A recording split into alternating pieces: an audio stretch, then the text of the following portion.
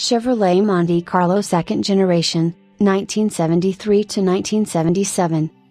A redesigned Monte Carlo was introduced alongside other GM intermediates. Like other GM midsize cars, the 1973 Monte Carlo was no longer a hardtop, but a pillared coupe with rear side upper windows and frameless door glass. Prominent styling features included an egg gray grille with a Monte Carlo emblem in front and vertical taillights above the bumper.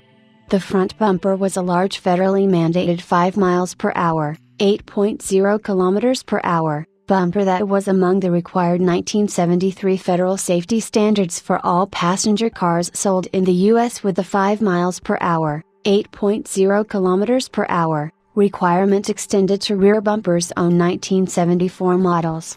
Also new was a double shell roof for improved noise reduction and rollover protection, along with the flush-mounted pull-up exterior door handles first introduced on the 1970 Camaro and 1971 full-sized Chevrolets and Vegas. The separate body-on-frame construction carried over for 1973, as was the basic all-coil suspension.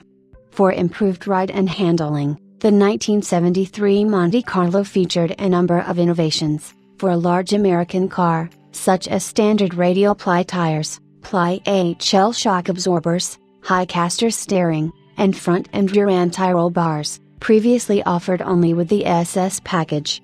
The standard Monte Carlo with manual transmission retained traditional steering and bias ply tires, but the radial tune system was included when the automatic transmission was ordered, earning the Monte Carlo S label.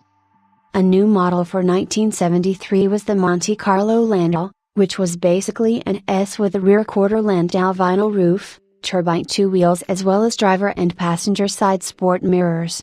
The interior of the 1973 Monte Carlo featured an all-new, wraparound cockpit-style instrument panel, similar to that found in some contemporary Pontiacs, Oldsmobiles and Buicks, in which gauges and various instruments were centered within easy reach of the driver. The simulated burl elm trim was retained.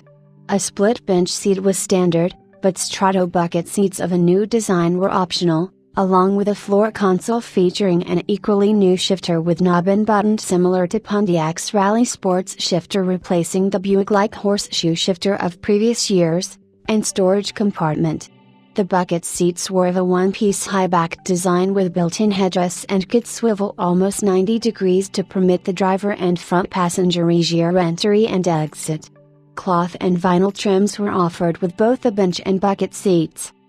The standard engine was a 145 net HP, 108 kilowatts, 350 SID, 5.7 liters, turbofire V8.